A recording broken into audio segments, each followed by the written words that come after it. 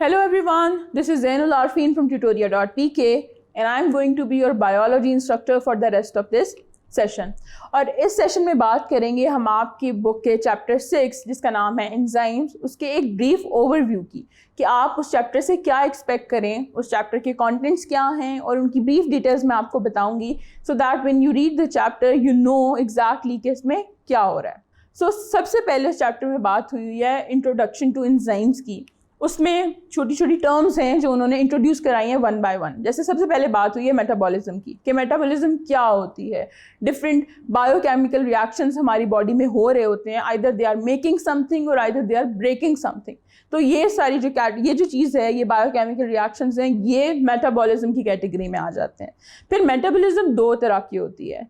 Anabolism जिसमें छोटे molecules मिलके कुछ बड़े मॉलिक्यूल्स बना रहे होते हैं, जैसे कि प्रोटीन सिंथेसिस है, उसको हम एनाबॉलिज्म कह देते हैं. फिर होती है कैटाबॉलिज्म. कैटाबॉलिज्म का मतलब है ब्रेक डाउन, यानी कोई बड़ी चीज़ टूट के कोई छोटी चीज़ बन रही है. जैसे कार्बोहाइड्रेट्स जो हैं, जब स्टार्चेस जो हैं वो उनको ब्रेक डाउन किया जाए तो वो सिंपलर शुगर्स में कन्वर्ट हो जाते हैं, तो उसको हम कह देते हैं कैटाबॉलिज्म. फिर वहाँ से जब बायोकेमिकल रिएक्शंस की बात हो तो बायोकैटलिस्ट की बात आ जाती है. बायोकैटलिस्ट एक ऐसी चीज़ है जो कि एक बायोकेमिकल रिएक्शन को स्पीड अप करता है. और बायोकैटलिस्ट क्या है, यहाँ पे in this case we are talking about enzymes.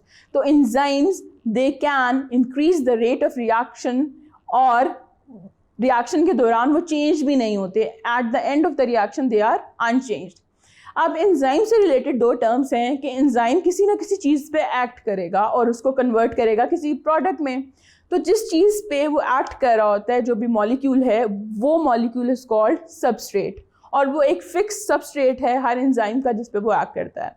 और जब एक रिएक्शन हो जाता है, उस सबस्ट्रेट को एंजाइम किसी पर्टिकुलर प्रोडक्ट में कन्वर्ट करता है. या तो ये हो सकता है कि दो सबस्ट्रेट्स अटैच हो रहे हों और उससे मिलके एक प्रोडक्ट बन जाए, दैट इज़ एनाबॉलिज्म. या ये हो सकता है कि कैटाबॉलिज्म हो रही हो कि एक बड़ा सबस्ट्रेट अटैच हो रहा है, उससे रिजल्ट में 2 या 3 प्रोडक्ट्स बन रही हैं. इस तरह से एनाबॉलिज्म, कैटाबॉलिज्म यहाँ पे भी आ जाते हैं. फिर एंजाइम्स की बात आती है तो कैरेक्टरिस्टिक ऑफ एंजाइम्स की बात आ जाती है कि क्या कैरेक्टरिस्टिक्स हैं एंजाइम्स के. पहली बात है कि all enzymes are protein in nature, कि वो प्रोटीन से मिलकर बने होते हैं, यानी वो प्रोटीन ही होते हैं जो कि स्मॉल अमाइनो एसिड्स मिलजुल के वो स्ट्रक्चर बनाते हैं और फिर वो फर्दर 3D स्ट्रक्चर्स बना लेते हैं, ग्लोब्यूलर स्ट्रक्चर्स हम उन्हें बोलते हैं. तो वो they are all proteins in nature. फिर they increase the rate of reaction, क्योंकि एंजाइम है उनका काम ही है कि उन्होंने बायोकेमिकल रिएक्शंस को स्पीड अप करना है. फिर बात आती है उनकी स्पेसिफिसिटी की कि they are highly specific. They are highly specific for the kind of substrate they are acting upon and the kind of reaction they are controlling और कैटलाइजिंग. फिर जो एंजाइम की एक्टिव साइट है उसकी बात आती है कि वो एक पर्टिकुलर बाइंडिंग पॉकेट है जो कि पूरा एंजाइम नहीं होता. एंजाइम का एक छोटा सा पार्ट होता है जिसमें ये एक्टिविटी हो रही होती है कैटालिसिस की. उस छोटे से पार्ट को, उस बाइंडिंग पॉकेट को हम कहते हैं एक्टिव साइट. और वहीं पे आके सबस्ट्रेट बाइंड करता है और वही सारा काम करता है और वहाँ से सबस्ट्रेट निकलता है तो प्रोडक्ट्स बन जाती हैं. फिर एंजाइम रेगुलेशन की बात आती है कि एंजाइम को रेगुलेट किया जाता है इनहिबिटर्स या एक्टिवेटर्स के थ्रू. कि एंजाइम हर वक्त एक्टिव नहीं होते, या तो वो सेल जो है उनको सिर्फ उस टाइम पे बनाता है जब उनकी रिक्वायरमेंट हो सेल को, और अगर वो बन भी गए हों, वो फ्रीली मूव कर भी रहे हों, तो वो अपनी एक्टिव फॉर्म में नहीं होते. उनके साथ कोई ना कोई इनहिबिटर अटैच हुआ होता है. इनहिबिटर जो है या तो वो एक्टिव साइट के अंदर अटैच हुआ होता है या फिर वो एंजाइम के किसी और जगह पर जाके अटैच हुआ होता है, जिसकी वजह से एंजाइम की शेप बदल जाती है और उसमें कोई भी सबस्ट्रेट बाइंड नहीं कर सकता. जैसे ही सबस्ट्रेट आता है, इनहिबिटर रिमूव होता है, एंजाइम अपनी एक्चुअल एक्टिव फॉर्म में आ जाता है और सबस्ट्रेट को कन्वर्ट कर देता है प्रोडक्ट में. फिर एंजाइम को काम करने के लिए कुछ कोफैक्टर्स की ज़रूरत होती है. कोफैक्टर्स जो हैं वो ऑर्गेनिक भी हो सकते हैं और वो इनऑर्गेनिक भी हो सकते हैं. इनऑर्गेनिक जो हैं वो कुछ मेटल आयंस होते हैं, और जो ऑर्गेनिक हैं वो हमारे विटामिन्स वगैरह जो हैं वो सारे के सारे एक्ट करते हैं एज कोफैक्टर्स. फिर एंजाइम्स जो हैं वो मेटाबॉलिक पाथवेज बनाते हैं इन अ वे कि एक मेटाबॉलिक पाथवे ऐसा होता है कि जिसमें डिफरेंट एंजाइम कैस्केड में काम कर रहे होते हैं. कैस्केड का मतलब है एक वाटरफॉल की तरह कि पहले एक रिएक्शन होता है, उससे जो प्रोडक्ट आती है वो अगले एंजाइम का सबस्ट्रेट होती है, फिर वो प्रोडक्ट बनाता है and the cycle keeps on moving unless कि वो सारे स्टेप से गुजर के एंड प्रोडक्ट हमारे पास आ जाए। Tutoria.pk लाया पाकिस्तान के मैट्रिक और इंटर स्टूडेंट्स के लिए अपनी नौयत का पहला ई-लर्निंग प्लेटफॉर्म, जहां पे आपको मिले 18 से ज्यादा बोर्ड्स के video lectures, past paper solution, book notes, MCQs, quizzes और बहुत कुछ। आज ही हमारी मोबाइल ऐप डाउनलोड करें और बनाइए अपनी पढ़ाई आसान।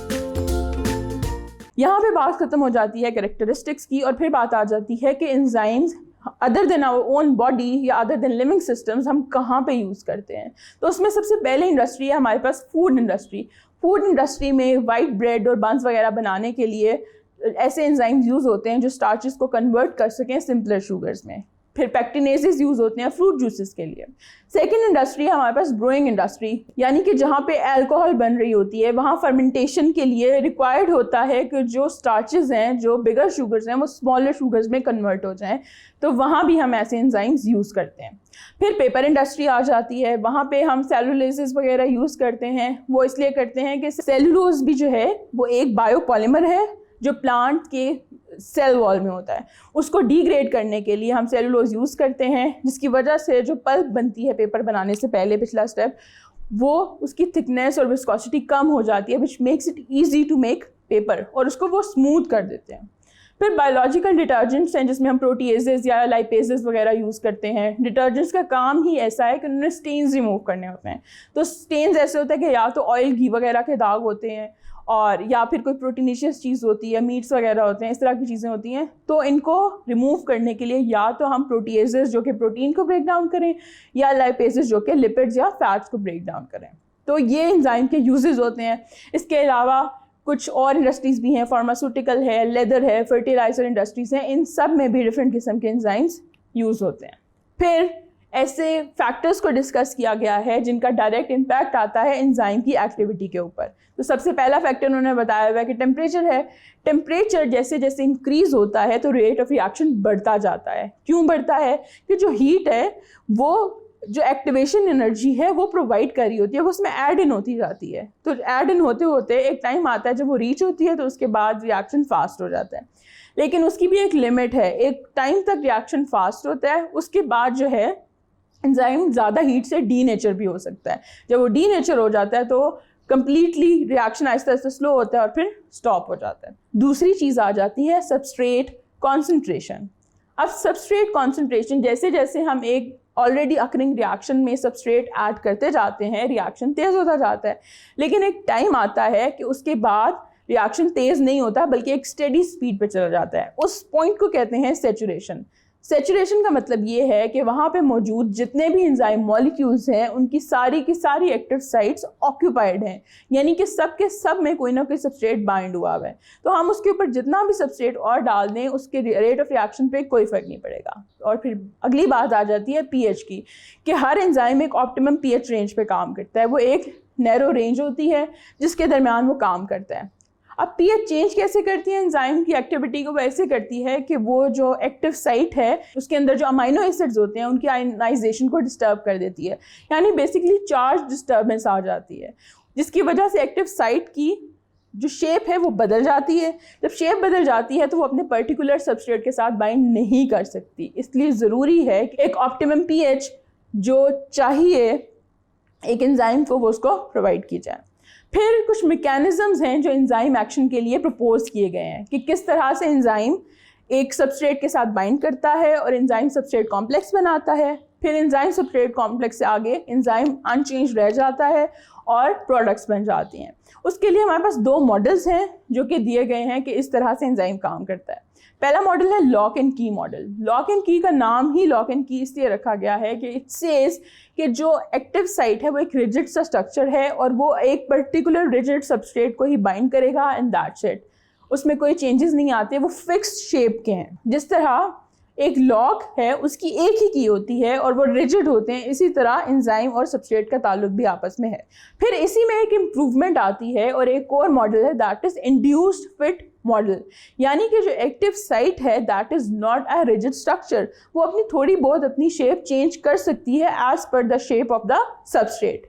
और जब हम बात करते हैं एक्सेप्टेंस की तो इसमें से इंड्यूस्ड फिट मॉडल जो है वो हाईली एक्सेप्टेड है, वो ज़्यादा वाइडली एक्सेप्टेड है कि एंजाइम इस तरह से काम करते हैं। फिर एंड पे बात आती है स्पेसिफिसिटी ऑफ एंजाइम्स की, कि enzymes are specific for the kind of substrate they work on and the kind of reaction. जैसे कि प्रोटीएजेस हैं तो वो सिर्फ प्रोटीन्स को ही ब्रेक डाउन करेंगे, लाइपेजेस हैं तो वो सिर्फ लिपिड्स को ही ब्रेक डाउन करेंगे, अमाइलेज है तो वो सिर्फ स्टार्च के ऊपर काम करेगा और उसको सिंपलर शुगर्स में कन्वर्ट करेगा। तो इस तरह से enzymes are very specific for the kind of substrate and the kind of reaction. तो ये सारी की सारी बातें जो हैं आपके इस चैप्टर में डिटेल में की गई हुई हैं और आपको मैं एक ब्रीफ का ओवरव्यू दे चुकी हूँ। I hope everything is clear now, and now you know what to expect when you read that chapter.